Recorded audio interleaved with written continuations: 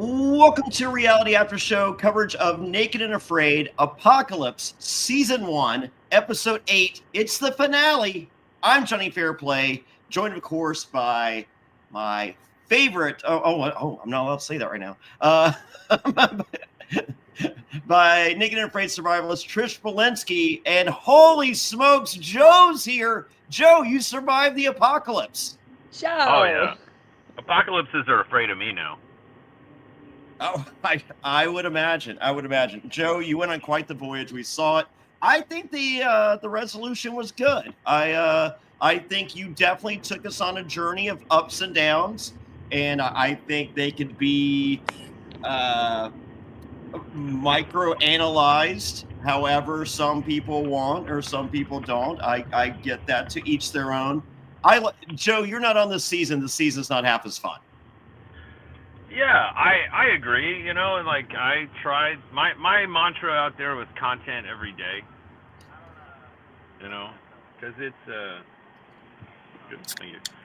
ultimately, I have to go through a couple of gates to get on base here, but it's ultimately it's an entertainment show, yeah. And, I'm good at survival, and I'm learning to be entertaining, and so, yeah. But the thing about me is that I'm not afraid to make mistakes, and I think that's what you see out there. I'm not afraid to be genuine, and I try things I've never done before because I'm not afraid to look like I don't know what I'm doing, because I'm trying to learn and trying to do and adapt to a whole new scenario and environment. So that's me every night at 1 a.m. Joe. Yeah, I mean it's me every day of my life right now. Like I'm podcasting and driving, which is probably illegal. But, no. I think that's perfectly fine. You're just don't text. As long as you don't text, you're good. So, yeah. And I would say don't make eye contact, but we have to. Look at Joe with two beautiful eyes right now. Yeah, right now because it's early. It's early where I'm at, 7 a.m. where I'm at. You guys have already been up for a minute. All right. Well, we do have the eye update in episode 8, Armageddon out. Joe, peek behind the curtain right here. We may not have you the entire podcast because you are literally about to do something awesome right now. Yeah, I was scheduled for this, and I had set time aside for this, but mission calls, and there's a search and rescue that's being put together right now for a ship off the coast for some maritime soul out there needs a little help, so the 129th Rescue Wing is gearing up right now to go out there and provide them some medical treatment, and I'll be assisting in that mission. That is incredible. That is if you see a rage cage out there, maybe place them in it and then drag them to shore. Yeah. Well, he could always use the wheelchair. Yeah. You have the wheelchair? I don't. That was I was kind of bummed to leave it, but at the same time, grateful. It had served its purpose. It had been with me since day one, so that was really a great send off to see it go. All right, I was sad. I wanted to see you cross the finish line in that chair. Yeah, I did too. I was telling him I was going to try and hoist it up on the helicopter. Yeah, I was not looking for you to. I was glad the chair saw. I'm glad that Waz and me agreed that Will. Oh my God, what was his name? The Wildebeest.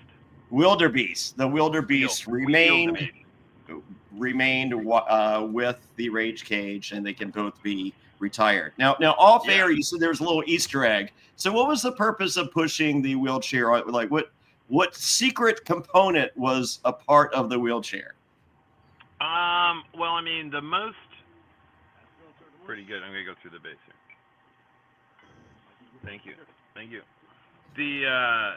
I think the most, it's supposed to be a Mad Max storyline, and so you gotta scavenge and scrap. And I was like, I'm gonna make this thing look Mad Maxy. So it's got a skull on it. It's got a license plate on it. It's got really the best thing was the grill that I used. I wired to one of the wheels, so you really can't see it. But all my cutting tools in there, all my bedding was in there, so there really wasn't a lot of wasted stuff. There was the skull and scepter for my little Prophet of the Bones character that didn't make airtime. It was only in the preview and is only on the title slide the first episode, you see me wearing this skull with this big bonfire thing, and so I dragged that. That's really where the wheelchair was necessary, because that was like too heavy and cumbersome to carry on my back without, poking me and stuff. So, but I enjoyed, like, the wheelchair. A lot of people complain, but peek behind the curtain, we stop a lot while we're doing that. It's like camera people adjust and move, and we kind of do, and so like everybody else is standing around with backpacks, and as soon as they're like, all right, stop, I'm standing there, free and clear, and they're taking off their shit and then readjusting, putting it back on, and So a lot of people are like, oh, what an idiot, and I'm all like, well, if you understand the context of the whole situation, it's very practical for having to stop multiple times for other people to readjust and set up and do things. So I thought it was great. I saw people sitting in that wheelchair. Plenty of people. A lot of people sitting in it. So and Johnny, you don't realize. Well, you probably do because I do. Survivor, but a chair is all you want. A chair with a back is just like the best thing ever. Oh, so no one gives to have that wheelchair to just be able to, to just like sit in it, like feels so good. Yeah. No one gives Stephen Lee Hall Jr. any crap for hauling that car seat on his back. He's hiking with a car chair on his back, and no one's like, oh, Stephen Lee Hall Jr., what is it? What were you doing? Like, because he gets it. I get it. And I wasn't selfish about it. If anybody wanted to sit in it, they could sit in it. Unless you're Teal. We'll get to the Teal of it all. No, Teal sat in it. I wanted to put that where she was like, wheelchairs don't belong in the bush belt, and then she sat in it when she was in her grump stage. I bet. And I was like, yeah, you're welcome, I'm glad I could provide something nice and soft and stable to sit on. So how wait, are we talking about the wheelchair? Yeah. Yes, we are. 100%. Okay. I just had to make sure. How was the transference done? Was it a handshake or a hug? But how did Teal become Joe and Joe become Teal? Because there was really a change in edit there. I think about that one a lot, and it's you as you guys know, there's a lot of slow burn that happens behind, as things build up, and it's just not, they don't have enough time to include it all. But like, as I'm thinking about it, like when you guys see her get that fish, it wasn't like she just walked out there and shot a fish. We were all like, ooh man, she's gonna get sunstroke. And so like looking back at it, it's like in the previous episode, I think she gets the fish. Yeah.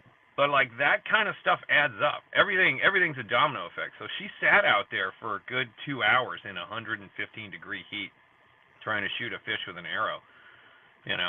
That would definitely put somebody into a sunstroke, a deficit space, and on top of everything else, right?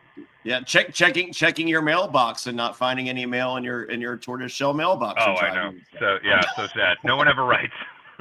They do now. Oh, they're all about writing me now. But never read the comments, Joe. Trish has learned this weekly. Nope. You don't read them. Yeah, it was a hard lesson. That was a hard learning lesson for me. Yeah.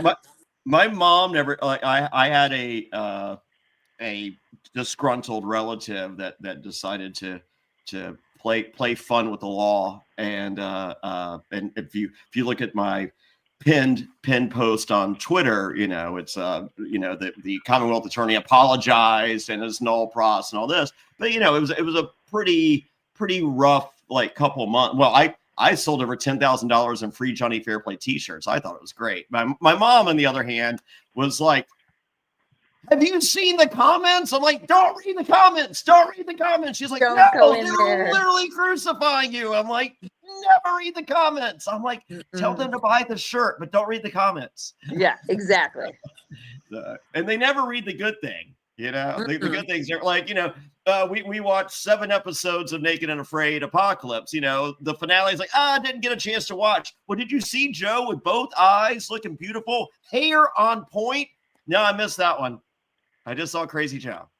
Yeah. Yeah. Joe with the wheelchair. No, it's fine. I know. I knew when it first kicked off, I was like, I'm gonna get a lot of hate, but it was more than I anticipated, and sure needed to not read the comments, but I was like hooked on it. It was addicting actually at first. Oh yeah, it happens. It happens. So Joe, we're looking at some short hair right here. You know, I don't know how much longer we have you, but I would be remiss if I didn't mention you and Steve's hair on the final voyage, dude. Get a conditioner commercial. You look great. Oh well, thank you. I appreciate that. I think all the natural oils is and all we're doing in our normal life is washing out our natural oils and then buying some synthetic ones to put in there. So yeah, you spend 35 days just living off of your what your body creates. Yeah, it can look good. It can be good for you. All right, well, don't be afraid. Don't you look nice and proper. I'm not no shade. However, you got some good hair, Joe. You show it off all you can. Yeah, no, I know it's departing, and I think the definitely the spouts of malnutrition that I'm now putting myself through definitely don't help in any kind of looking youthful. Oh well, if you were just starting to lose your hair, this is not a commercial because they're not paying me. But I use Propecia. I started 17 years ago. I started using my hair, or started losing my hair, and I started taking Propecia, and boom, I'm great. So, but you have to do it once it starts. Yeah, no, I know. I'm not gonna get addicted to that. That's it's a pill a day. I know. There's very attractive Survivor winners that take a pill a day for something else, Joe. So okay. I was waiting for that comment, Johnny. I was waiting. Very attractive. Just throw that out there. Could be a male, could be a female. Not saying. All right, it's naked and afraid, so I'm going to change my shirt here. Hey, there we go. Look at Joe. Joe's been working out, folks. Yeah. So, all right, let's go through this as quickly as we can. Well, you know what? Before we do, we do see at the very end, you bought a feed store. You got the feed store. I actually talked to you the other day. You were at the feed store. How cool is that? It's really cool, actually. Was not on my agenda at all. I just shopped there. And I heard it was closing, and through all the things I've been through and everything, that honestly this challenge was a big influence to me about changing kind of what can I do to help sustainment of this world and make it a better place. Like, having lived through seeing a crumbling of a society, and because that whole place was a town and homes and everything. And it's all just kind of gone under decay. And it's like you come back home and you see how your neighborhood's got stuff like that. There, as we can all drive down anywhere and see abandoned strip malls and all these things. And so I just didn't. This challenge was really good. Also working on my interpersonal skills and kind of growing me and getting me out of my comfort zone. And so it was a huge undertaking. Please come by, shop Wild West Feed in West Sacramento, because it was about to go under, so we lost a lot of customers. Cool. And trying to rebuild it right now. Wow, but I love it. I love it. It was so cool. Like I could imagine you felt somewhat of a disservice midway through the season. It's just like, oh my God, I wasn't really that bad, But I mean, they're not CGIing Joe. I mean, they're taking their and maybe you're playing some stuff up, whatever. But I felt a full circle story of, like, you're the good guy. Like, this is a hero's journey. And, and my favorite here, like, Stone Cold Steve Austin didn't become, the great good guy that he was, because without being that bad guy that saw some shit. Yeah, it was it's a heel turn hero's journey. And yeah, it's a part of entertainment.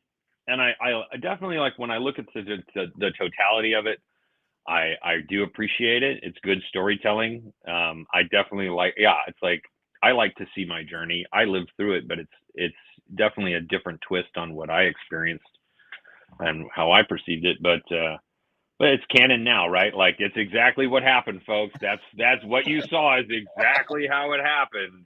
So everything's enjoy real. that. Enjoy that piece of reality for yourself.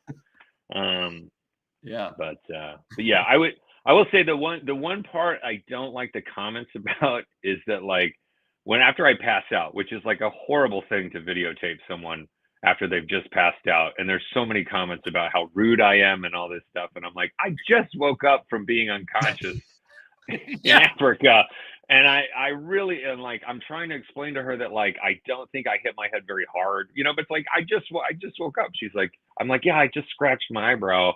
She's like, that's part of your head. But I'm like, it doesn't feel like a big bump. Like I took most of it on my shoulder, and it's like that I'm not articulating it well enough. And it's a funny moment when she's like, that's part of your head. I do love that line. It's like I have no recollection of 90% of what happened at that moment. Sure. So it's funny to watch.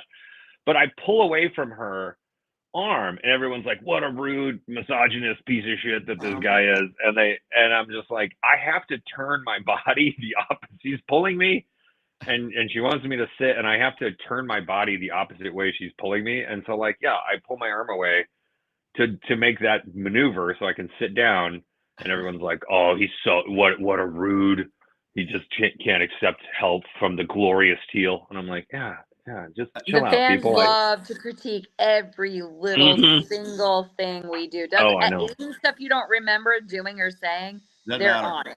Yeah. They're on it. I know. I thought you were an asshole for passing out. Yeah.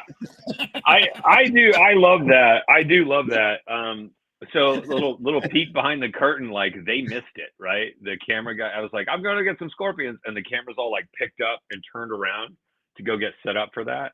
And so they missed it. They were like, nah, don't even talk about it. And I was like, what do you mean don't even talk about it? That's why.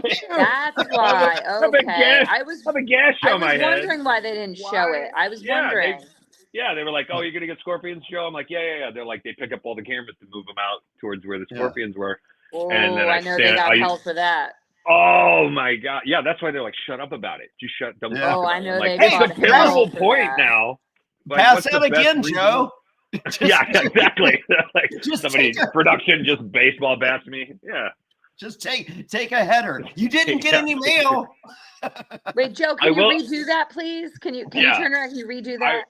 I will say this, like, if you look at a picture of my yard, it's a mess, and there's metal and rocks and concrete and everything everywhere. And I literally fell. Like, if you were to dial it, have a dial of like the only safe space to fall in that whole zone, I hit it. Like, that's the real miracle of like bouncing. I kind of leaned over the wheelchair, and that's what did it. I stood up, and then I went to move the wheelchair, and I bent over, and like that up to head blood level like that, I just passed out immediately, rolled off the wheelchair, rolled off the back of the shelter, and then fell on soft sand. And I'm like, that was unbelievable. Like, there was metal, concrete, concrete. 360 degrees. Yeah, yes. The fucking wheelchair of it all. Mm-hmm. Did production ever put anything in your mailbox just to fuck with you? No. I thought they would. I kind of wrote that on there thinking like, yeah, they might put something in there, but no. You're gonna die tomorrow. It's like, oh no, and sign the elephant. Yeah. No, we have. Yeah, exactly. My dick's bigger than yours. Sign the elephant. Oh, for sure. This dick is bigger than me. My body. It's my whole body. It's the size of that dick. It's incredible. Yeah, a lot of people I'm very proud of that moment because everyone's like, oh, he's got production and all this shit. Like, no, they did not give a shit. I was like, I'm gonna go do this, and they're like, nah, don't go do it. Yeah, I was like, I am. I'm gonna go stare him down, and they're like, nah, don't go do it. Yeah, and but they're like, yeah, we'll record it. Yeah, production's not. Everyone thinks production's like your best friend going to a fight. Production's Jonny Fairplay is your friend going to a fight. I'm like, dude, I'm your hype man, but I'm the first one out. Like, I will find help for when that guy knocks you out. Like, I'm not going to pick you up because I don't want to be that close, but I will find help to pick you up. That's production. Yeah. Oh yeah. They were there. They were in a very safe spot. There was a nice concrete washout area, and they were all very safely behind there. Yeah. Which was good. Good for them. Yeah. Don't build your shelter there, Joe. Use your fucking shed that can be wiped away by a the shed was great. Wind. The shed was great. You know, I did play that up. I did play up the shelter worry that it was going to fall. I was never worried it was going to fall. That thing was that tree was enormous. Number one, which I want to point out, like why build there, because everything else was this sickle bush grove. And there was one giant mapani. And so like anywhere I traveled, because Trish, like you think you know directions until you're like in a grove of like the same stuff. And you're like, damn, was that a left all the turn? same. All the game trails look the same. Yep. And for some reason the sun jumps around. I don't know how, like I know where the sun rises and sets every day in my normal life. But sometimes when you're out there, you're like, what is up with the African sun? It just like it does a loop-de-loop somewhere in the middle of the day. How about the night sky? The night sky is huge. I think I've seen every single star in the entire universe when I was in Africa. Oh yeah. It's beautiful. Yeah. But when it's bright, it's bright, and when it's not, it's absolute darkness. Oh yeah. Yeah. How are those catfish, Joe? Oh, I loved them when I had them out there. They were delicious. Yeah, I mean everything tastes like the water and the mud, right? True. But it's good. It's still delicious. Like you guys, everybody here knows. Like when you're hungry, like really really hungry, not just like I skipped lunch. Like your body like is absorption and appreciation for fats and salts and everything is like it's cranked way up. Mm-hmm. But as much catfish as I had while I was out there, and you guys seem to have about the same, it was really really good, because I've had some bad stuff out there, but the catfish, I was really surprised at how good it is. Well, if you were to ask me to choose, I would pick the terrapin every time. Really? I think, the terrapin to me is there's these little yellow fat globules that are in the crotch areas and the armpits. Oh my God. Yeah. They can't be beat. They really are a delicacy. It's like a good pork belly. Yeah, it is. Yeah, it's fat. It's in that state. That's what else do you want? That's what your body wants. I did an appearance in New Zealand, and it was me and Derek Robertson. He's the illustrator for The Boys on Amazon and the comics and all that. And we went to Nobu one day between deals, and they had this pork belly. It was like $400 for like a little like 3-inch by 3-inch cube. And they're just like, hey, do you like, we hardly ever get this. It's amazing, blah, blah, blah. And we're like, is it really worth $400? They're like, oh yeah, it's the greatest thing you'll ever have as long as you're alive. We're like, and so my buddy, he's an illustrator. He's just like, that's like 2 drawings, Fairplay. I'll shout it. And I'm like, all right. So we get it. We're like, holy shit, this is the greatest thing ever. He goes, I can draw 2 more pictures. He goes, we'll take another one. So we went back the next day, and we're just like, we're like, hey, so they're like, yeah, we still have it. We're like, he goes, we'll take 2 more, sir. And I'm just like, oh my God, what are you doing? He goes, dude, it's 4 pictures, like it's 8 pictures. Who cares? He goes, I can draw anyone, and like this guy could draw like he did The Boys, he did Batman. Like we go to bars, he would do a Batman in 60 seconds and get us free drinks. I mean, this guy he's very efficient. So anyway, so we went back the 3rd day, and we're just like, let's just go ahead and make a house payment on a mansion. And they're like, oh yeah, no, we're out. Like that's a very special thing. The fact that you got it 2 days, you should be lucky. And we're like, but we really wanted it. so yes. Who knew? It's pork belly addict. They got you hooked. Yeah, apparently this is not the pork belly they sell at Walmart, because I've tried to make it at home and it is not the same thing. Piggly Wiggly does not have this pork belly. Nope. Seems like they should. You think with Piggly Wiggly they would have the best pork bellies? You would think. They have every other pig part, I assure you. I have friends from out of town. They're just like, is that really a Piggly Wiggly? I'm like, yeah. And then we walk through, like, wow, I have never seen any of these parts of any animal. I'm like, yep, they're all here. Mm-hmm. And they all taste pretty comparable, to be honest with you. So I don't know why chitlins sell as well as they do. So, Joe, are you against the clock? Are they waiting for you? You're okay? No, I think I'm good right now. Okay. There's a 7:30 meeting I could go to, but I'll get a back brief on it.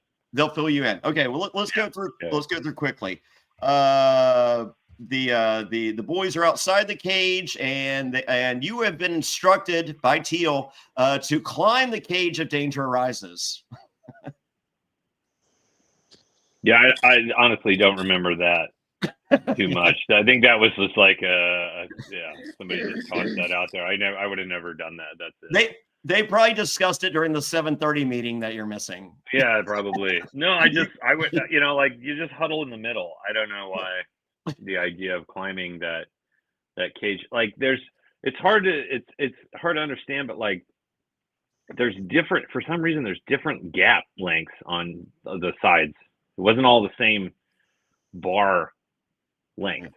So there was one side that had shorter ones and one side that had longer ones. So I climbing that in, it's like kind of the military. You practice, you crawl, walk, run, you practice how you play. If I wasn't training to do that, don't think I would do that in an emergency. I would just get to the center of the cage. Yeah, I'm curious why you guys didn't build that like extension in front of where the doorway was.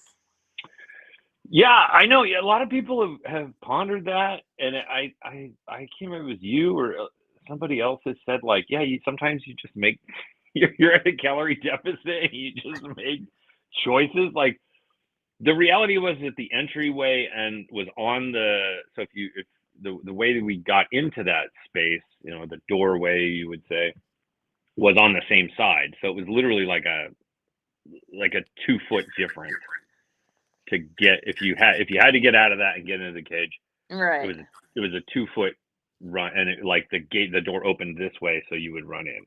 So it wasn't, and I guess like maybe we did it so that or during the day we're going in and out a lot. Yeah. So it was just like one less thing to impede going into the cage. I guess like it's really people have said it. I'm like, I don't know. It makes a lot of sense. Like, why didn't we just build? Yeah, because either way, I mean, bigger, you have to get into that little extension part of that little like mini boma. You'd have to open it up anyway. So why not just like open it up for the day and just I side with the fans. I side with the fans and all the armchair quarterbacks of this. You're probably right on that. We probably I just was curious, like not critiquing or anything, just totally curious if there was like a method or a reason. Yeah. I think once you start, it's just like, hey, maybe we should. It's like, yeah, but I'm not moving those 2 pieces of wood. We've placed 2 entire pieces of wood that could easily be moved, but I'm not. So let's continue. Yeah. That does play a part in it. You're like, done enough. It's done enough. Yeah. What's the next thing we need to do? Yep, I understand that. Is part of that. Well, you guys are playing Name That African Sound, one of the funnest games to play in Africa at 3 a.m. It's day 27, and there's no rescue, just escape.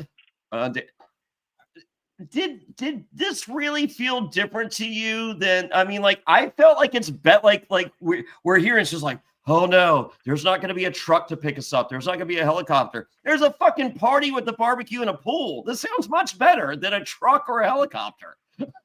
I think, so me personally, it felt very awkward walking into the party. Very awkward, me personally. You weren't dressed for the occasion. No, it was, it's,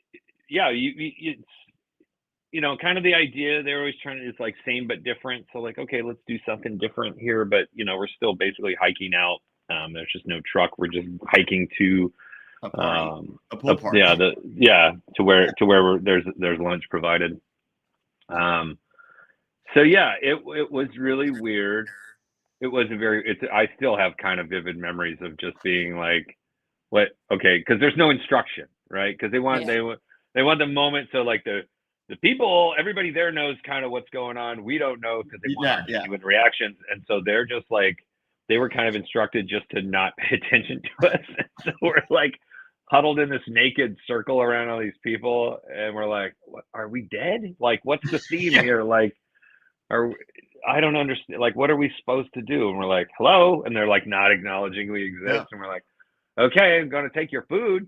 I'm just going to take your food now because I'm starving, and you're not going to do anything about it. Okay, I'm eating your food. And for the fans, the most wonderful thing that I had in that moment was a strawberry. And that, I just want to point that, like, there's a lot of things you guys like, little things like that. Like, you're eating meat, there was meat there, and there was corn and salad and all this stuff. And then I put a strawberry in my mouth, and I was like, oh my gosh, I forgot what that tasted like and what that felt like. And like, my body just was like, yes, more strawberries, please.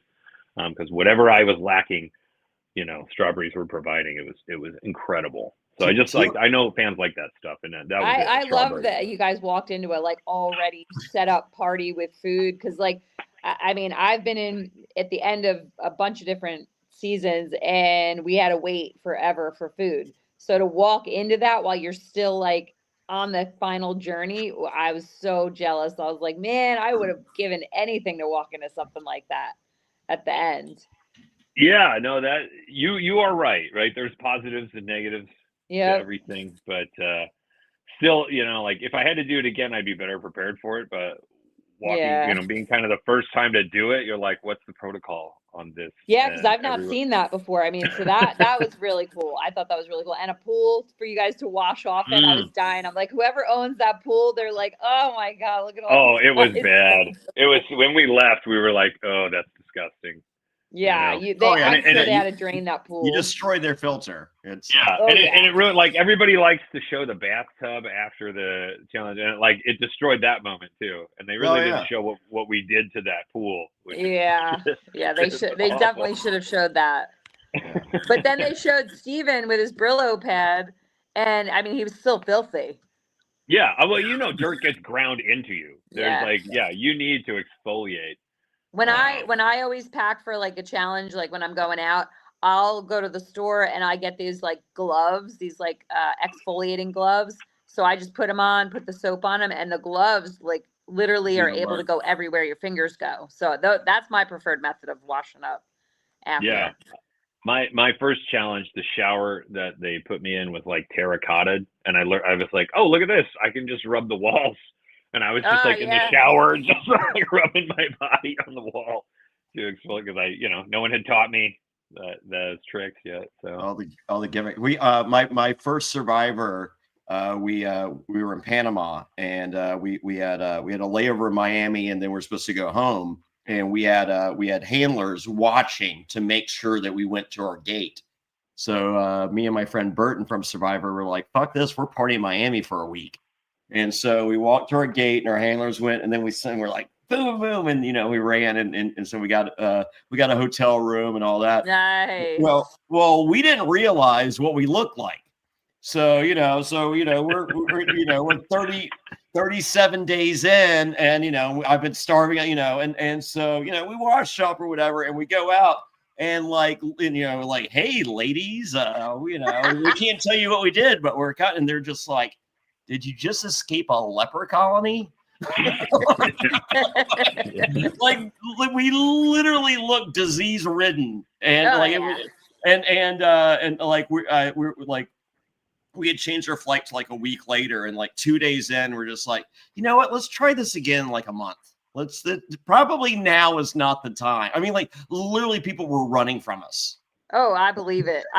When I got done with my first challenge out of Colombia, I had bug bites from head to toe. I lost so much weight. I looked sickly.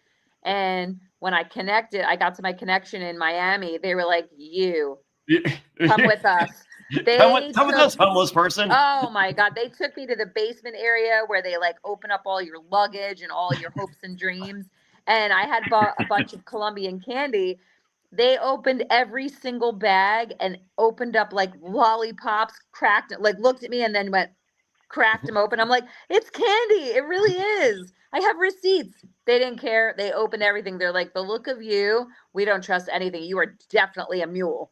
And they opened everything that I had. And I'm like, what, do I look that bad? And they were like, yeah, we looked that bad. So, yeah. They went through everything. Did we lose Joe? No, I'm still here. I have to check a message. There's some message traffic going on. So. Message traffic. I'm like, hello? Where'd he go? Yeah. No, I'm here. I'm here. All right. Well, it's day 27. Alexa just realized she's walking around naked. Yes, she is. I just have that in my notes. We have Steven camouflaging himself. There's 4 game trails converging. Wes and Steve show off the slaughterhouse. Joe finds a new fishing net. Don't worry, it'll come into play. All right. Steve finds some tin. You guys find a lot of wire. Steven does 3 hours of hunting to nothing. It's 105 degrees. Teal has a chandelier. Oh yeah, the chandelier that we put in the rage cage. We had that was actually pretty yeah, cool. I like that. That was a good touch. I feel like the chandelier, like we can end the wheelchair discussion when the chandelier is brought in. yeah. It's getting but that was somebody's house. Like there was just house stuff, I want to know about the gas mask.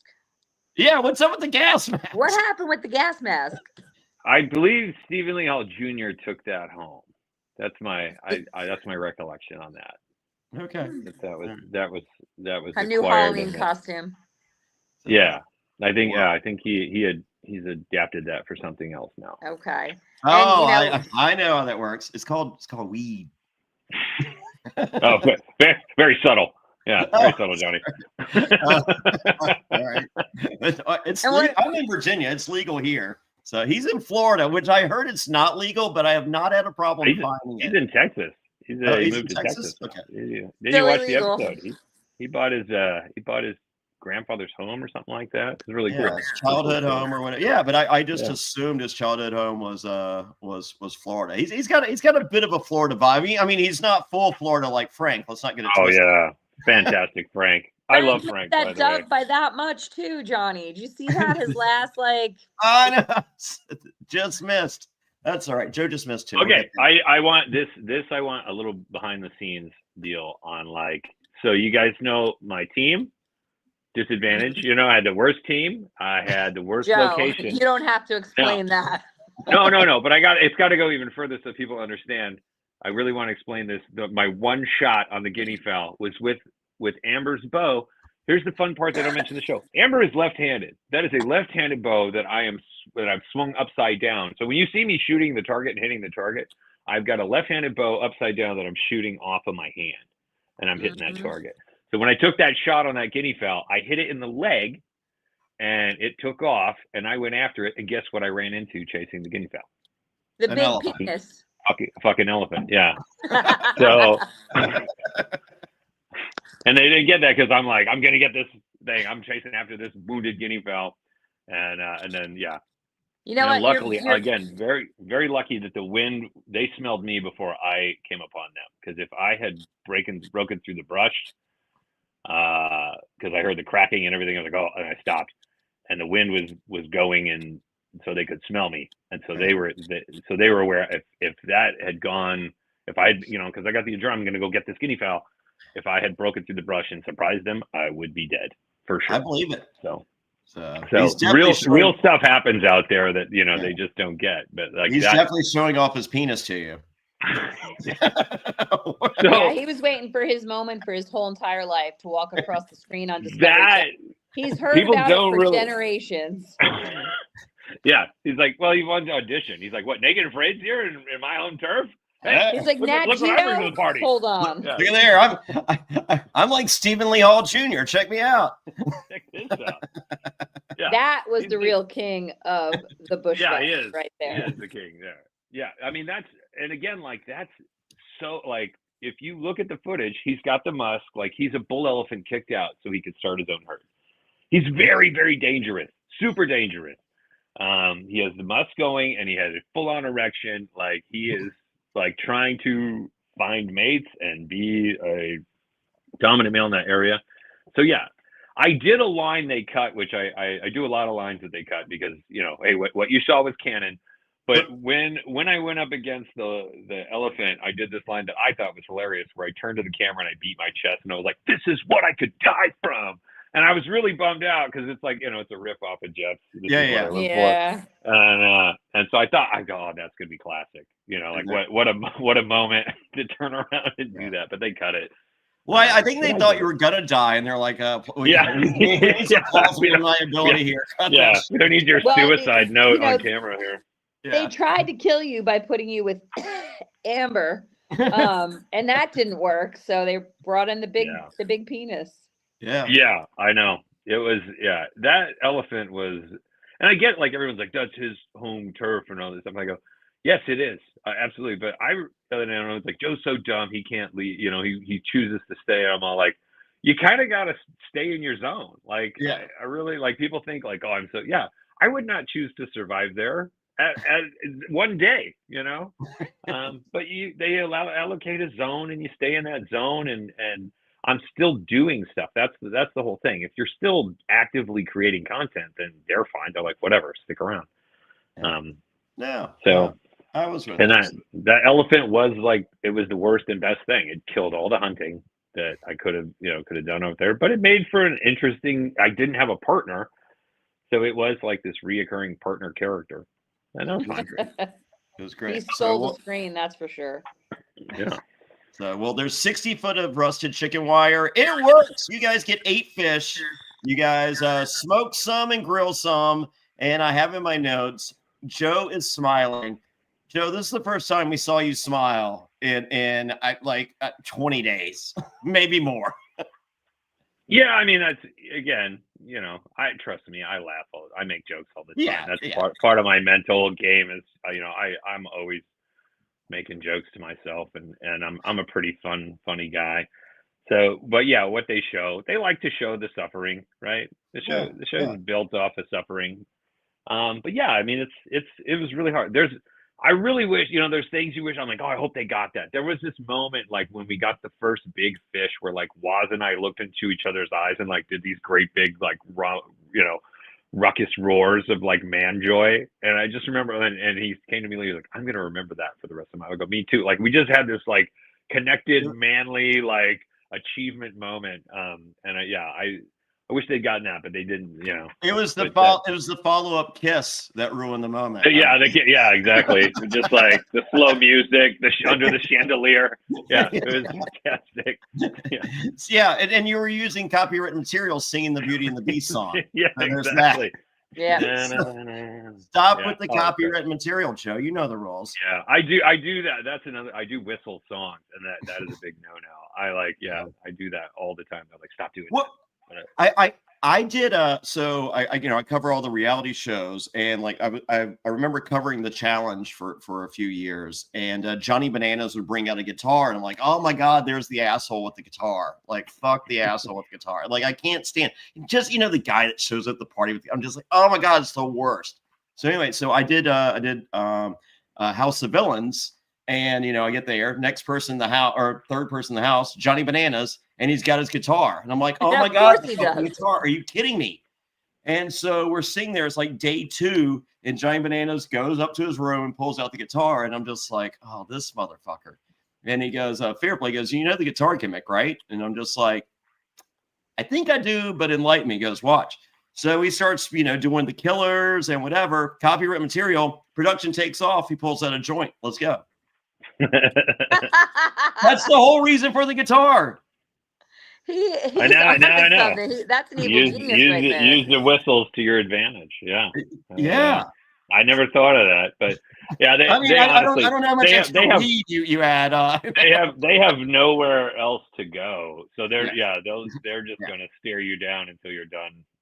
Yeah, but that was the gift. I was just like, oh my god, this guy isn't the. I mean, Bananas has his bad moments, but I was just like, this is smart. I co-sign this. Joe, I'm curious. Out of this season, what was your like favorite moment that was or was not aired, and then what was your like worst moment that was or was not aired? Like, what would you want us to see or know? The best moment that was not aired that only shows up in the trailer, and it's the thumbnail with like me with the skull on, with the fire behind me, all painted up. That was an incredible moment for we had this big bonfire, and it was like after the last fish catch, and we all like kind of just shared stuff, and I just did this like performative thing where I like gave everyone fun nicknames and pretended to be this character. Yeah, that's the fun stuff. I hate that they omit that stuff. Yeah, it just didn't. I don't know why. They were all like, "Oh, we loved it," and it looked great because I did this whole thing. Like I remember it happening, and I did this whole shake, and just as the bonfire like collapsed and like all these sparks flew up, and like even Waz's mouth dropped, and I was like, "Oh, I bet that looked amazing." Right, and the fact that well, it's just this little clip in the trailer for the season is me just like moving with this stuff on, and it's a thumbnail, and I'm like, oh man, what a bummer. So that was it. And the worst moment that didn't make air, I think all my worst moments made air. I really do. I don't think they spared one bad moment for me. Yeah, I'm betting on that. So, all right. Well, Teal fillets some fish. Frank grills. Joe, you're smoking. The smoking of the fish was not your call, right? Because I feel like it's transferred later over to Stephen Lee Hall. I did not smoke the fish. That was never. Okay. I don't know. Yeah, that was never a duty. Like you got to realize, like when we get into the big group, everyone has a co-signer but me. So like everyone has some other person be like, hey, he's good at this, and so I'm like, hey, I could do that, and they're like, no. There's no. I have no other group member to co-sign that like I am legit can do something. So they're just like, I really got like no duties. They're like, no, Frank can do that, Steven can do that, Waz can do, and like Teal and Waz are a good team, and so they're like, yeah. But I was like, hey, no, I cooked catfish, and they're like, yeah, whatever you did, sure, whatever you did by yourself, who cares? Like, just because I had no support. It was just me kind of putting in my own vote, like, I could do that. They're like, no. We've got a thing. We've got a group dynamic already. We like using your chair. We're good. Yeah, they do. They did love the chair, which is fine. Like I loved it. To me, like every time somebody sat in, I was like, yes, enjoy that, naysayers, especially Waz. Every time Waz was, I was like, yeah, talked all that crap. How's that chair? Could not stop sitting in it. I'm the opposite of you. Like I don't want another guy's balls touching my chair. Oh, I don't care. I'm like buttholes. Like you think would be worse. I'm pretty anti a guy's balls on any of my friends. The Jonny Fairplay scale of worrisome body parts. Balls over buttholes every time. Balls over buttholes, always. It's no butts enough. There's a T-shirt. There's balls over buttholes. All right, stage 28. We got some cloud coverage. Back to the slaughterhouse for roofing materials. There's more Wrigley tin. Oh my God! Did it bother you with Steve walking around with an erection every time he saw Wrigley tin? So. No, because like he's changed the entire lexicon for the United States. It is no longer corrugated metal. No. It's like Wrigley. It is Wrigley tin. We are now like this show has brought Wrigley that tin. Word over, and we're like corrugated metal. What the hell is that? Don't care. Yeah. I'm going to show up to Home Depot, and Wrigley tin is going to be. That's what it's going to say on the thing now. Like, no, it doesn't bother. It's great. Like. I'm sure there's like going to be other challenges that I hopefully go on, and I'll just be like, damn, Wrigley tin would have came in handy here. Like it's kind of weird to think like the next challenge I go, it won't have this option of man-made materials, and I'll be like, what a handicap, because that stuff's like, 3 sheets and you got a shelter. It's done. Handicap. Where's my wheelchair? Yeah, where's my wheelchair? Where's all my hooks and wire and all that stuff. Yeah. All right. Well, Teal is digging a trench to avoid flooding. Alexa offers a suggestion, to which Teal says, you can do it. If not, I just want quiet time. The girl bonding has ended. This is all right. I may be in the minority here, but me and the fiance were talking. We're kind of team Teal on this, and we love it. We love Alexa and Teal, but if you have a suggestion, do it.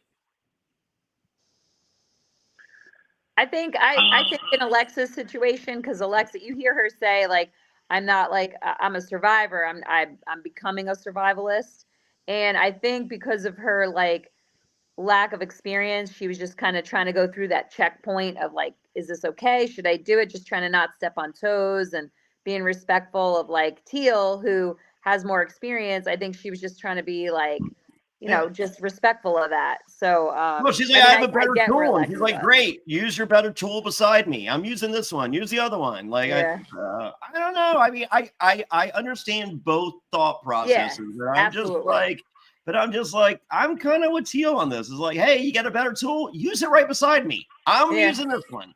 And if we both do it, maybe it gets done faster. I don't know. They cut out my line where I'm watching Teal spend a lot of energy digging into that hard pan on a slope like this, right? Yeah. Oh, that was the other part. I wanted to mention. That the rage cage is sitting on the bank of the thing, and the spot we picked, now I'm reminded. So the spot they made the sleep was flatter than if they sat on the front. That I think is, now that I'm kind of thinking of the geography, if they would have done the front of the cage, they would have been on a slant. Whereas I went sideways, it's a little bit more level. Yeah. Okay, that makes sense. And I think about the geography of it. So it was a pretty good slope. And Teal was over there building this, like, it's this deep because it's hard pan. It was that deep. I know. Okay. It's basically sprinkled, which is fine. But she was just like, I don't want, I come back from hunting and this whole thing and the whole blow up with Alexa and everybody's like, whoa, what's it? Teal's, this is kind of like Teal's she's taking on this new thing. And then I'm like, I walk in on it and I see that she's digging this trench and she's like, she says something and I go, well, that's a fucking waste of time. And she just goes like, fuck you, like gets in my face. And I'm like, okay. I can't believe they cut that out. We're doing something different now. Yeah. Well, your shelter didn't have gutters. See, she comes from a world in which she has gutters. She comes from the gutters. Yeah. She's risen from the gutters. Yeah. Yes. Wes has the idea for an internal roof, and it's a great idea. Yeah. Yeah. No, it was a fantastic idea. Yeah. Because I was like, okay, are they going to take off the shrubbery from on top of the cage, put that up there, and then put the shrubbery back on? And Wes is like, no. We use the shrubbery. That's that, and then we do ink. And I'm like, oh my God, Wes! This is the Wes we've been waiting for all season. Yeah. Mm-hmm. No, and I think they did. I think they really put out the suffering. I think they went to, it's like there was enough suffering, and I think they overdid it in the beginning part, and people were just a little turned off at like how hard it was hard. But they went a little hard on that, and they didn't show the actual personality types that people were bringing to the table until we grouped up, and then the group up was so short. I know people. I would have enjoyed another episode of the group. I really would have, if we'd had a full 40-day challenge, I think that would have rounded it out.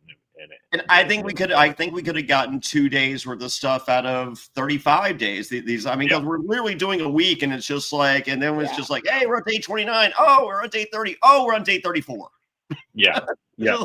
Oh, wow. So you guys literally did nothing? It's like, no, we did lots of cool shit. We didn't show you.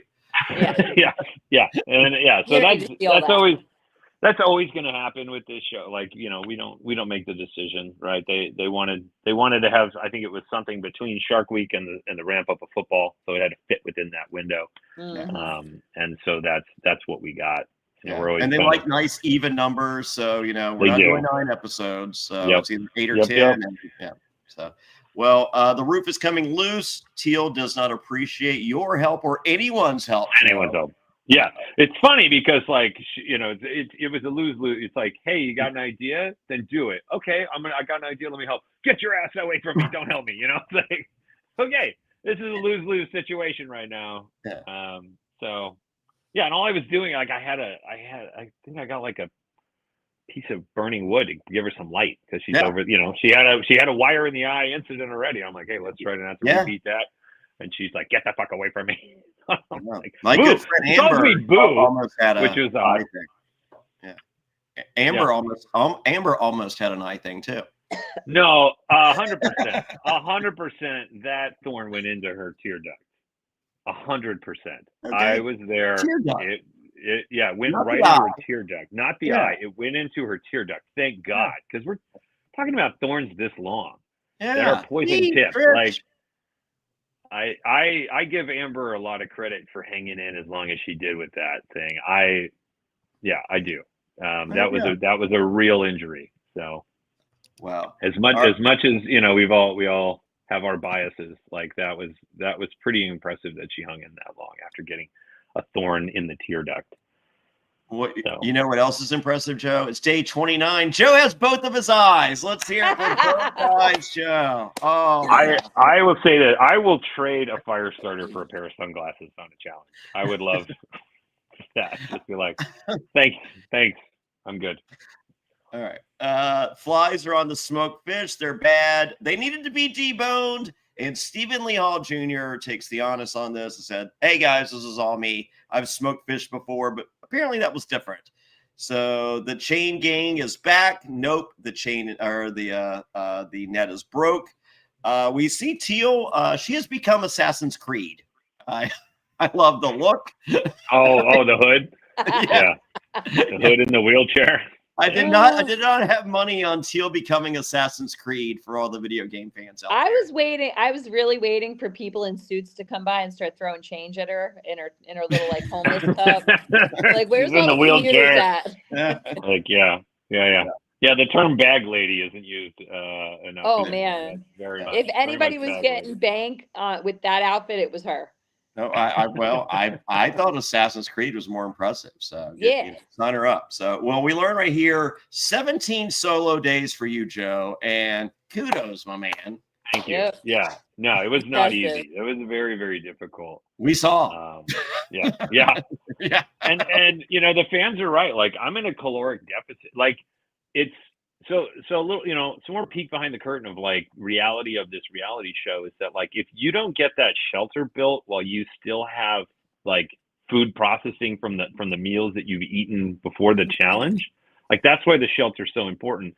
And like with the delay of my partners building that shelter, I think completing it around day 5, like that already started me on a path of not having the right caloric levels to complete and go through the other parts of the challenge. So it's like, everything's a domino effect. Everything, affects the next thing.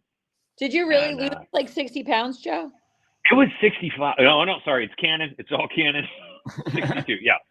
62 pounds, like legit. 65. And I was getting scared. Like, they don't let you look at the scale when they're weighing you in the intervals. And I peaked, right?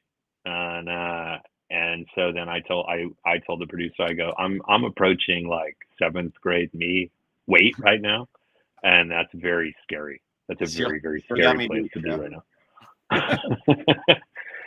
So I don't know if it's a record. It's not a record I'm that proud of. It was a little scary. Like that was a big weight loss for sure. For that amount of time.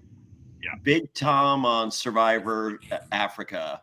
Big Tom lost, I believe, 77 pounds in 38 days. Wow. Yeah. Wow, that's huge. Yeah. So, Joe, we learned that you want to provide, and we learned that you like people. Wow, who knew? I do like people. I know. I love reading in the comments, because I did read the comments. Everyone's like, he's antisocial. He just can't be around people. He prefers to be alone. I'm like, I would love a partner. Please, Naked and Afraid. Give me a good, solid partner, because there's this thing when you have a good partner, there's this relationship that develops that you can be friends for like the rest of your life. And it's like, I keep getting kind of gypped on that, and it bums me out. I'm like, I really want. It really is the best thing, like the bonds that you create when you're with a really good partner. I mean, there's nothing else to describe it. There's nothing else like it, and there'll be nobody else in your whole life that you'll have a bond with like with those people. So, we see you hunting. Oh no, there's another elephant. Oh, there's 3 elephants, and Joe is down to 1 eye. So I got to give a lot of credit to the elephant conservationists in that area. They are crushing it, literally. They're doing their job. Yeah, they're very plentiful there. They're very healthy. The elephants are doing just fine in that area. Yeah, it's there's not a lot else surviving out there, but the elephants can basically eat just trees. And and that's another fun fact about my area.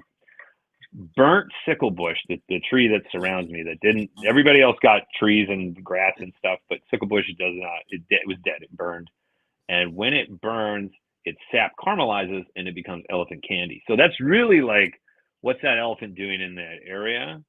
In my walking right by my boma, just eating candy. He's in a candy store. That's their favorite treat to eat is burnt sickle bush. So that's where we're at.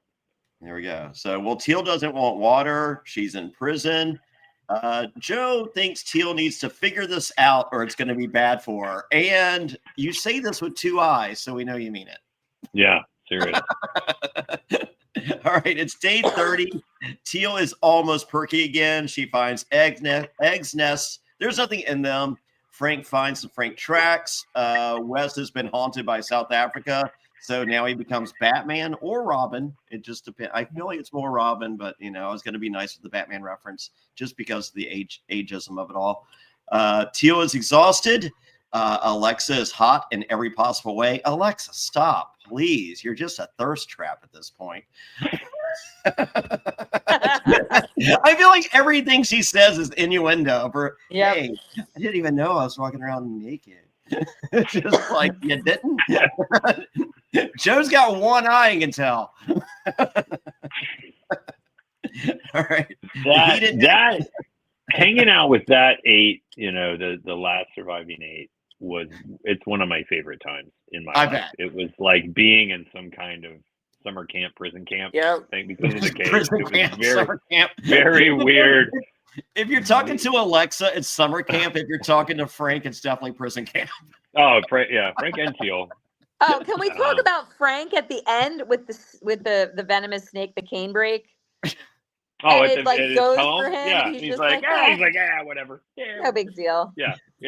I know. I do love Frank. He is like Frank's the man. I love Frank. He is like, there's no off switch on him, and he's absolutely like as genuine a human being as you're ever going to meet, and he's going to tell you exactly what's on his mind, and he's just going to do the next thing, whatever it is, like, and he's just like he's on it. There was a scene that they didn't show, which is like, this is Frank in his finest, in my opinion. We were sitting in the heat. It's like midday where you just kind of like, all right, crew goes off to eat secretly, and we sit down and rest in the peak heat, and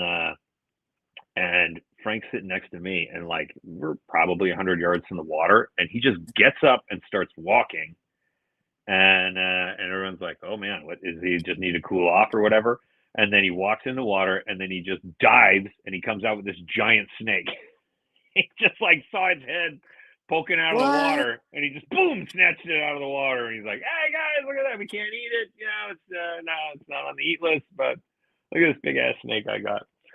Nobody got it on film. Nobody got it on. Oh, they did. They didn't get him snatching it because he was just like, he didn't say, "Hey, I'm going to go do this thing." He just got up. He just like it was. It was for him. The Lady of the Lake, and it was Excalibur. He just like boom, snatched this thing out of the water. Why couldn't he eat it?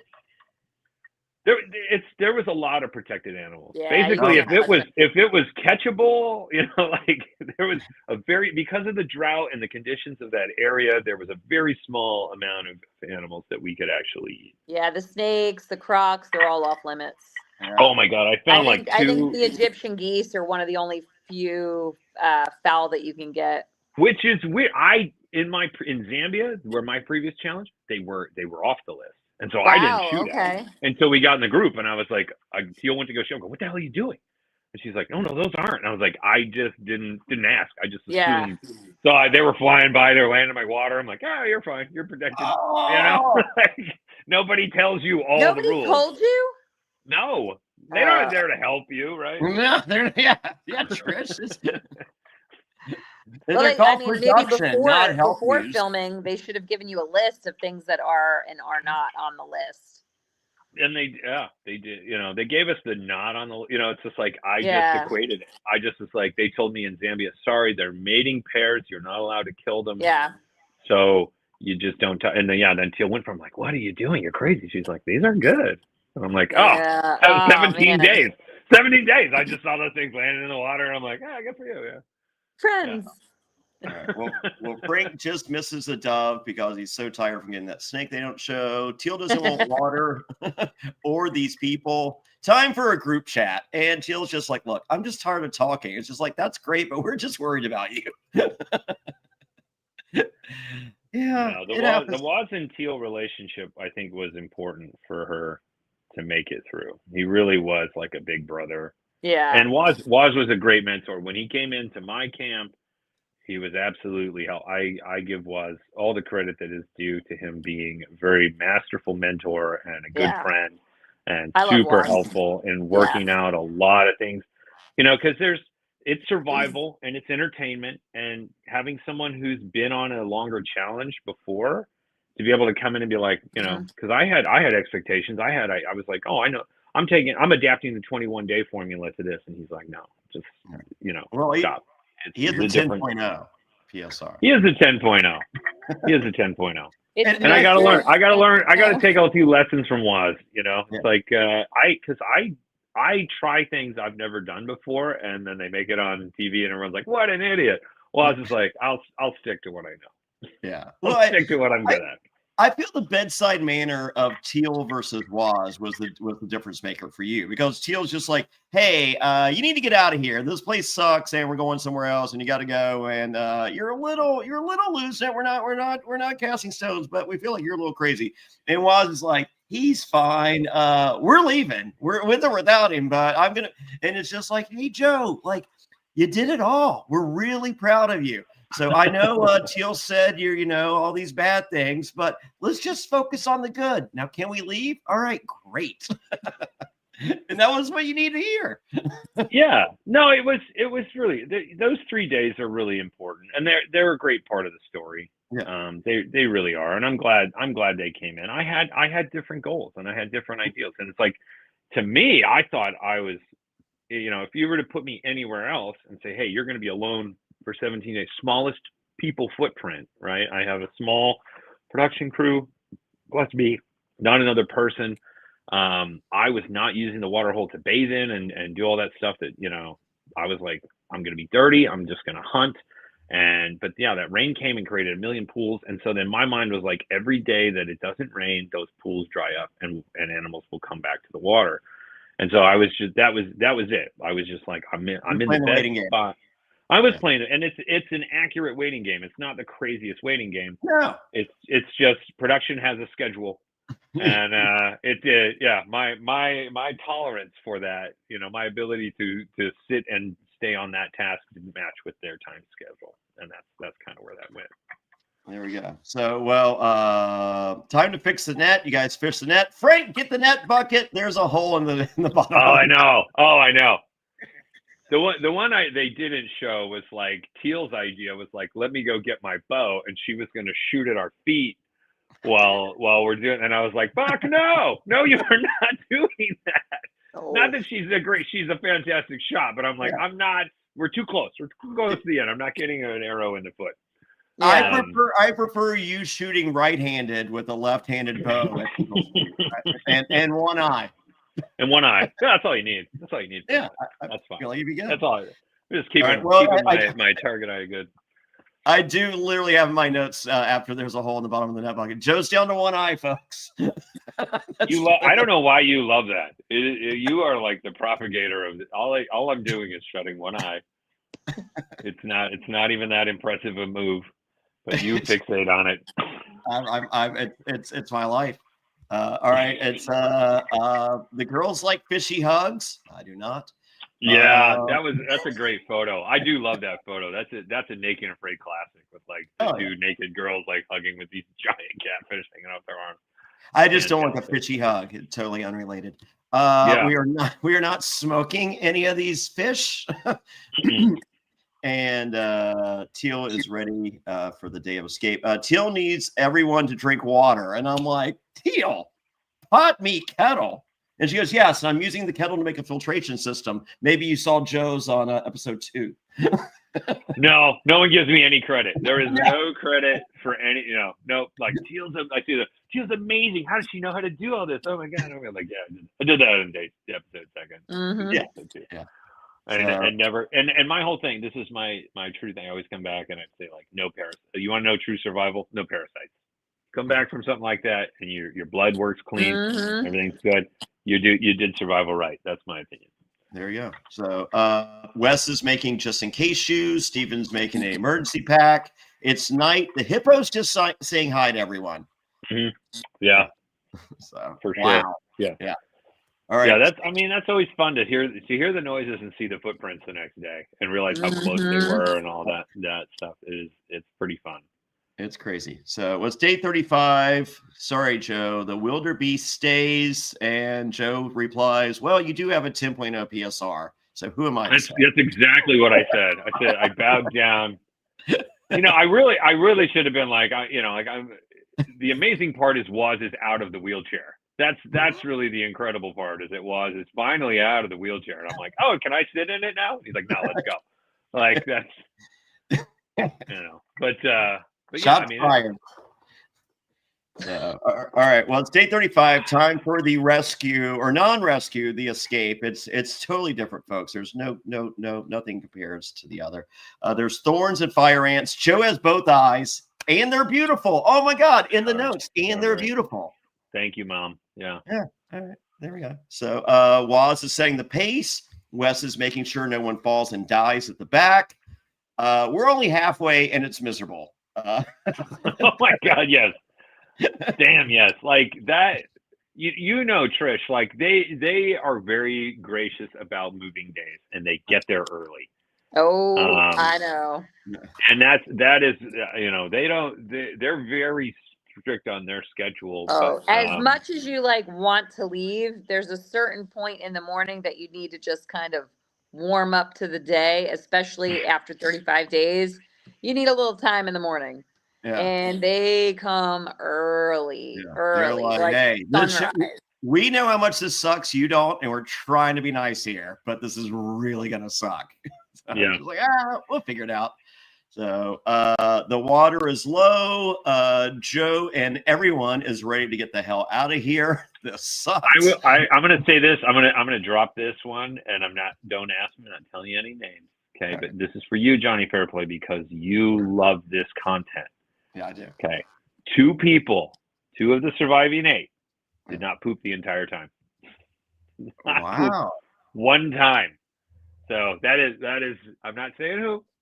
I will never say who, but just so you know. So they were walking. So some of that weight you see at the end of there, that was weight from before the show. They just never said it. Wow. So, yeah. They're walking out. Clinch butts, right? Oh yeah. No, Survivor. I think I either pooped 2 or 3. I pooped the first time day 12. I remember that because I came around the corner with tears coming. They're like, "Oh my God, you pooped!" Oh, I know, the tear poop. Where you're like, "I'm happy and it hurt." Yeah, and they're like, "What was it like?" I'm like a Nerf football, but hard. A Nerf football with razor blades. Yes, your body takes all the moisture out of that thing. Yeah, I was just like the nugget. Yeah, I was like, yeah, that sucked. So, and then on Survivor, I got every single reward but 2. I didn't get the shower reward, but then when I rated the other tribe's deal, I got the shower. And so the only reward I didn't get out of every single reward, and I got every reward but 1, was the breakfast reward. Oh. And Burton and Lil went on that, and Burton came back, and I was just like, how was it? Because I got every reward but that one. He was like, Fairplay goes, everything was dairy based. My butthole was a self-serve ice cream machine right now. Oh no. Because you were so lucky you did not get that breakfast reward. So I was like, all right, so that's good. So, well, my whole thing is I learning from my previous challenge, like I eat every day a lot, like leaves. So I found that buffalo thorn. I found one in my area. There was a buffalo thorn tree, and so I would take a branch every day when I'm late my hunting. I would snap a branch off, and I'd be eating that all night long. And I stayed very regular, in my opinion. And that, well, so again, tricks of the trade, man. Staying regular is really important, and keeping that system flowing and functioning is critical. Well, we know the ass in Wes Harper hates to poop. So yeah, no, he does. He's a definitely a convert. He's a convert to the keep the system flowing. Okay, good to hear. All right, well, there's the you guys are out of water. It's all uphill both ways. There's 1 mile to go, and all I have in my notes is Steve and Joe's hair looks amazing. Thank you. Yeah, thanks. Way to go. Yeah. So Steve is more than me. I don't know. He somehow had like a brushed back. Like I look kind of woolly, but he's got like he could get his hair wet and just like go like that. Oh yeah. Look like it was like ready for prime time. Steven looked like he put like a mud bath on his hair and combed it back. His looked like hard. Yeah, I know. I don't know. I don't know how he did it, but yeah, he adjusts for the rain in London, so it's just a deal. Like this isn't new to him. He's always having to. And I do, since Frank liked to plug. You know, he's getting away with a lot with that calling me a hobo thing. I do want to say that Frank's facial hair is absolutely Joe Dirt. Like the fact that he only grows like little bitty sideburns and this like weird kind of Errol Flynn mustache beard thing, and that's it. That's what it's like Shaggy from Scooby-Doo. That's all Boston Rob grows. Yeah, I don't. The genetics on that is hilarious to me. Not me. You thought it was a style. No, that's just all he gets. Me and Ethan from Survivor, like we're like missing right here, and it's wonderful. It's so great when it goes full. So, all right, well, I hear music, I see a barbecue. It's overwhelming. It's confusing to not only you guys but also the viewers. Is like, what is this? And Steve's just like, yeah, this is cool and all, but just give me some food. Yeah, no, it was really really confusing. The singers were awesome though. I will say that was a really nice touch by production. Yeah. To kind of, because I've traveled the world. I've been many, many places. And when you're on a challenge, you're in a totally different country, but you're not really, you're experiencing the wild side of it, but not a cultural side of it. Right. Yeah. And so to come out of that challenge and into like these beautiful singing and awesome, like these women were amazing. They're actually very kind. We got to kind of hang out and chat with them a little bit afterwards. And like, yeah, that to me was very cool. Like what a great way to end a challenge, to have a piece of someone sharing their local culture with you. Agreed. I think that could be done a lot more in the show. And people would appreciate it because it's so weird to be, having traveled in the military. If you go to another country, you stay on a military base, you're not really in that country. And you go to another country and you stay out in the bushes, you're not experiencing the culture of that country. And so like that was a really cool moment. Those ladies were amazing, and but they cut out my final line, which I'm gonna say it here, even though everything is canon. Everything is canon. They cut my final line, which was, "Put your apocalypse on my ass and kiss it goodbye," which I really love that line. I was like geeking out about that. Perfect. I know. I'm so would have been perfect. Jeez, you had some good. I mean, I have zingers. For the hero's tale to have a fucking Clint Eastwood one-liner, or come on. I know they had to keep Joe in that little category. Yeah, they don't like me being as clever as I am. No, and like making light. They don't like the light. I make a lot of jokes, and they don't like that. Well, in case you're wondering how Frank did what he did, he was just preparing for a doomsday situation. This had nothing to do with Naked and Frank. This is a Tuesday for Frank. This whole thing, it's pretty fantastic.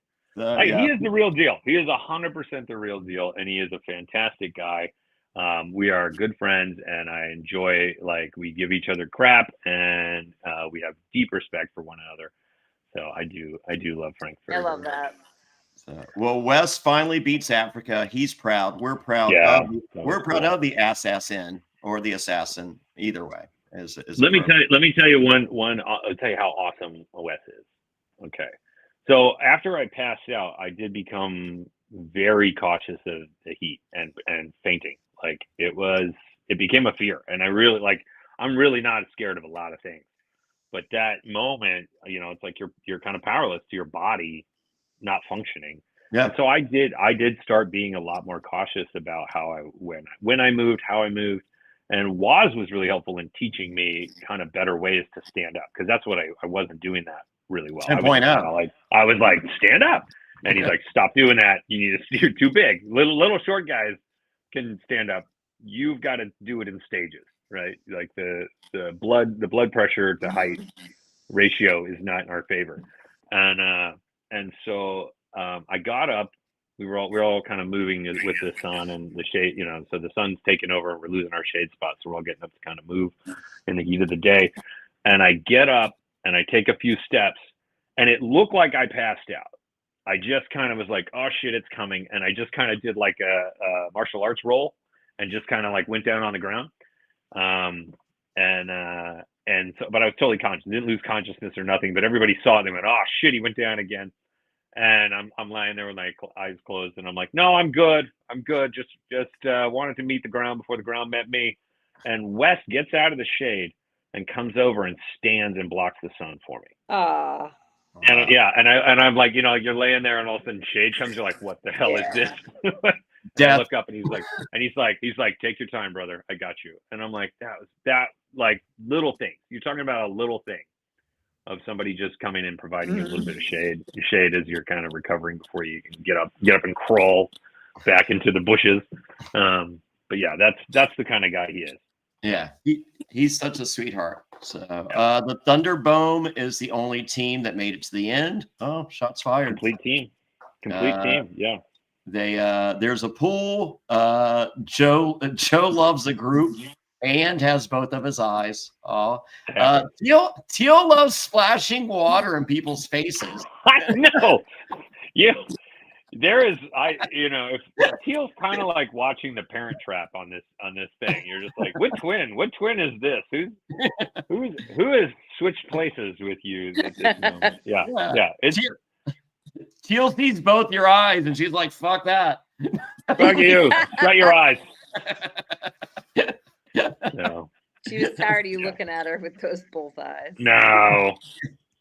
Teal and I still talk cordially. It's fine. Like we have no bad blood. It's good. That's good. Joe, you lost 62 pounds. Wes lost 36 pounds. Alexa lost 31 pounds, and as a result, no longer a vegetarian. Yeah, eating liver. Yeah, I know. People were kind of like, how lame, and they just showed her cooking, and I'm like, I think people forget at the beginning. They forget that she broke when she was 13. She was a vegetarian. She broke it for the challenge, and now she's like, wait a minute, this is actually something that could benefit my life, and changed her entire lifestyle habit. It's at least for that clip. I don't know. I haven't spoken with her about it since, but. Well, Waz could never live with my fiance in spite of having a 10.0 PSR or whatever else is 10.0 on Waz. He keeps the thermostat at 68 degrees now. Not allowed in this house. Yeah. You look at Waz, Mr. 10.0, and Frank.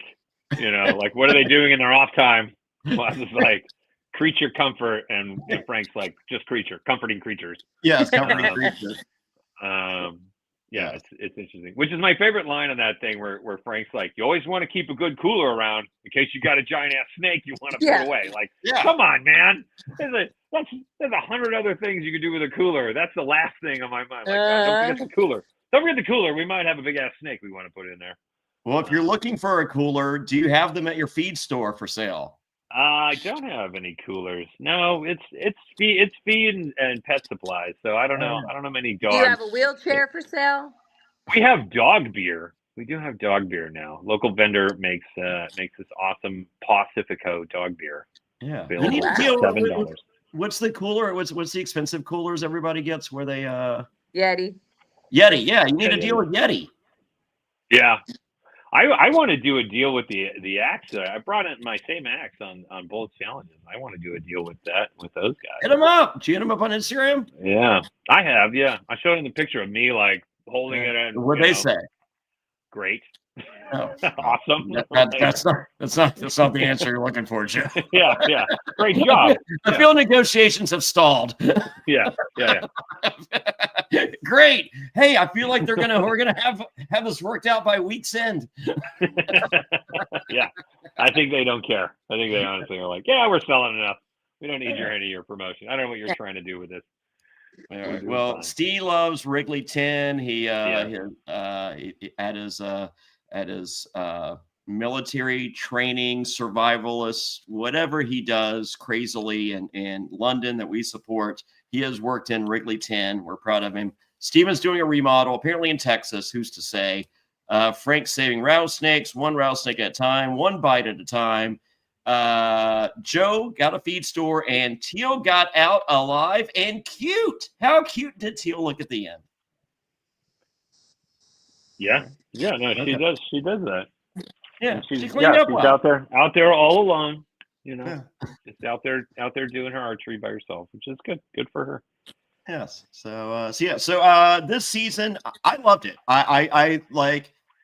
It's hard to reinvent the wheel. And that's what we're doing here. And I feel like a lot of people came in like, it's just like, oh, this isn't Naked and Afraid. This is bullshit. They're giving them shit, blah, blah, blah. And I'm just like, it looks like it extra sucks. And okay, yes, they're getting stuff. I want to see what they're doing with this stuff. I think that's cool. Some people did a lot more and some people did a lot less. Thunderboom. Like Thunderboom, it literally looked like they had every asset in the world. They're like, let's kind of do nothing. It's like, all right, that's good. And that's I think I'm fortunate in that I didn't have a legend. Because the legend was the lead, and so I got to kind of do what I wanted to do, which was I think beneficial for me. But yeah, I mean they Stephen Lee Hall Jr. is not a Roof fan. Yeah, and that's it. He doesn't want to waste the calories to make a roof. Yeah. So, but I mean, for all the people that were just like, oh my God, I don't like them giving them stuff. Oh my God, whatever. I think at the end of the day, I've seen so many episodes and see whatever in which they're literally just miserable for 2 weeks straight doing nothing. That's not fun for me. No, and you know what I liked about it, like it started off slow for me. It took me a little bit to kind of sink my teeth into it, but the more it got on and the momentum gained, I'm thinking like if there were really a true apocalypse situation in our world or a country or whatever, this makes more sense than just being out there with nothing, because in that event, there's going to be stuff like broken buildings and debris and things that people would be able to repurpose and use. So I think by showing all the things you guys were able to do, the creativity, the whole like chicken wire, getting the fish. I mean, I think that's stuff that people need and want to see if they were ever in some kind of weird survival situation, that it gives them ideas versus like nothing. I mean, that was the strategy that I had, and that plays a part in the wheelchair. When I made the decision, like I could make a backpack or I could take the wheelchair, I'm like, this is the one and only time that I guarantee you'll never see another wheelchair on a Naked and Afraid challenge. And I was like, can I get this thing? If somebody was stranded somewhere and they were not physically fit and they couldn't carry things that they needed, water and all that stuff, like, hey, here's this. Don't look around. You could find a stroller. There was a stroller one of the teams had. Waz had an office chair. Like everybody kind of had a wheelie conveyance. Yeah. And I actually thought wheelchair was pretty great. It had one wonky wheel. They didn't show that I found a better bolt at the Thunderbomb. So like the second half was much easier because there was this whole like kind of nuts and bolts toolbox. And Teal had your missing bearing. She did have the missing washer, which was some people have speculated that was like planted. No, that was just sheer dumb luck. Yeah. That she likes crafting and she just collected it all. I had this whole desk that I made and she just like went through and ransacked it when she showed up. She's like, I'll take that and I'll make jewelry with that and I'll do this. And I was like, what are you doing? What are you doing? I need that. That's like fishing. I'm making fishing hooks. What are you doing with that? Yeah, she's a bit of a crafty. She is very crafty, and a collector of, and so like, yeah, we bonded on that. We went over and we made some crafts together and stuff early on, which was fun. Craft day. Craft day is always my favorite day on Naked and Afraid. Yeah, it was Arts and Crafts Day.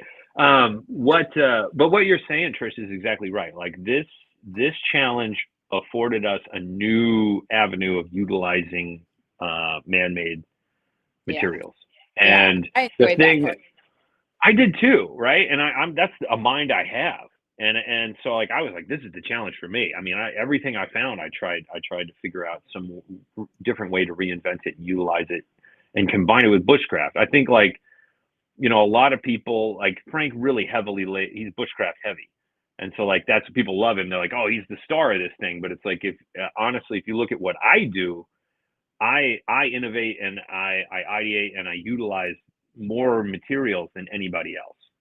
And it's like, honestly, like if you were looking at it as a challenge, I'm taking on this new challenge, I think I'm doing more for what the challenge is setting up for. But you know, you can't beat shooting a damn catfish right out of the water. Like people love that. Is your PSR now 10.0 because the wheelchair? No PSRs.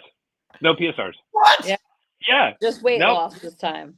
Yeah, and only 3 of us. They were like, check the rest online. Yeah, they said go on social media, go on to Facebook, and go check it out. Like, no, I want to see it. I don't want to have to do that. I loved it because we got these on earlier, so they kind of stopped doing on the last one. Like I like seeing that, you know, and you know, a month later, you know, or when they come home, you know, whatever. Like I love that, you know, like I think that's good TV. And then I like the weight loss stuff. You know, I'll appreciate more, but I'll take what I can get. You know, beggars can't be choosers.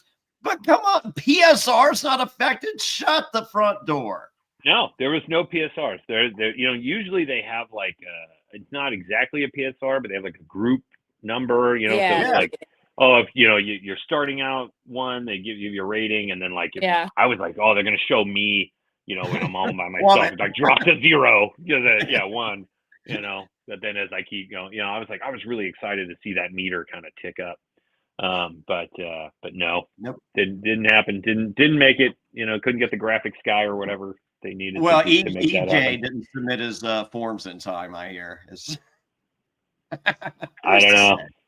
Yeah, I don't know about all that. I'm really out of the loop. I'm not friends with any of this. I'm not in the loop. So I just make up names and I'm not in the loop we're one and the same.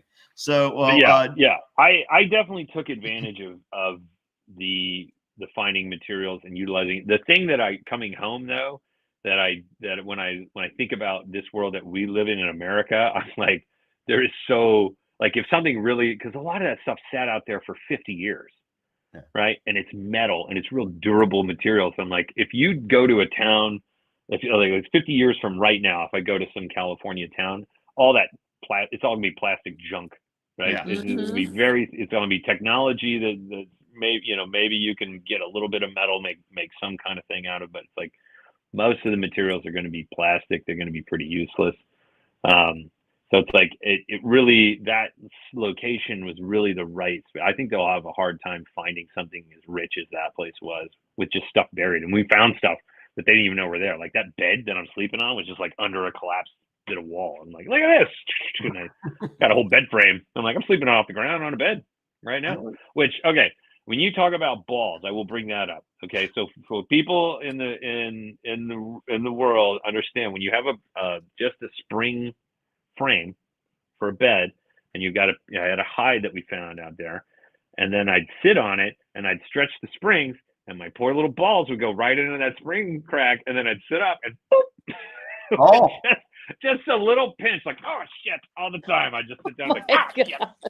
Yeah, I got my balls again. Pinched my balls again. Like, yeah, they didn't show that, but that, I mean, yeah, that was more annoying than anything. It was definitely not like that. That would be funny outtakes right there. It is funny outtakes. Yeah, it happened constantly where I just like sat down and I'm like, all right, let me get up. Boop. Nope, got myself by the balls again. See, I think fans would appreciate that. That's some funny stuff right there. It is funny. Missed it again.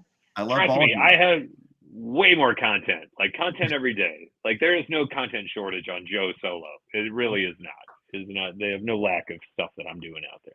So, well, hopefully, Apocalypse season 2, you're by yourself again. I feel like that's what we all want.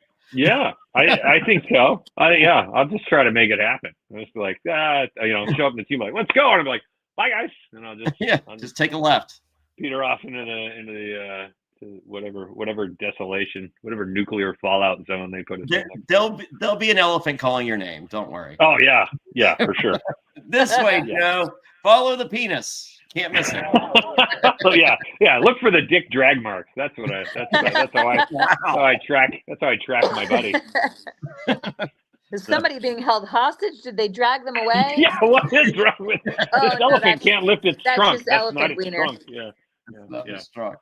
So, well, Joe, thank you so much for your time. Go save somebody. Jeez. We got a search and rescue mission. It's been pushed up, so I was reading the text. So okay, we got more time than I thought we did. So yeah, so right. This person is going to still be found and not rescued because of this podcast, which is very. They're on a ship. They need medical evacuation. They're not missing. They just need medical evacuation. Well, they will be fine. We'll make sure of that. Yeah. All right. So, well, Joe, thank you so much. Congratulations. It was a hero's journey, and I'm so glad it was. Like as said, like Janet from Survivor, she watched next last episode, and I always have to watch a couple days later or whatever. So I'm getting texts from Janet. She's like, "Joe's doing good. Oh my God, Joe." Like that's all. Like no one else existed to Janet other than she goes, Joe makes it. And I'm like, no spoilers. And I'm like, I didn't think you weren't going to make it. She's like, oh no, Joe's smiling. I'm like, oh wow, Joe's smiling. Let me see. That's what I was saying from the beginning, Johnny. Like, what are they trying to do with Joe's character? Yeah. What are they doing? What do they want from us? Like, what do they want us to think of him? That's why I was like, I don't know. I'm going to give him a chance to like get to the end or get where he needs to be with other people before I really make a decision on what I feel about Joe. And to be honest with you, I love Joe. I think Thank you, Trish. I love you too. That's why I reached out. I was happy to see you hit the abyss first and then make your way out of it. Yeah. Thank you. Yeah, it was real. Like what you're seeing is a real thing. I'm not an actor, and I'm not, I wasn't pretending.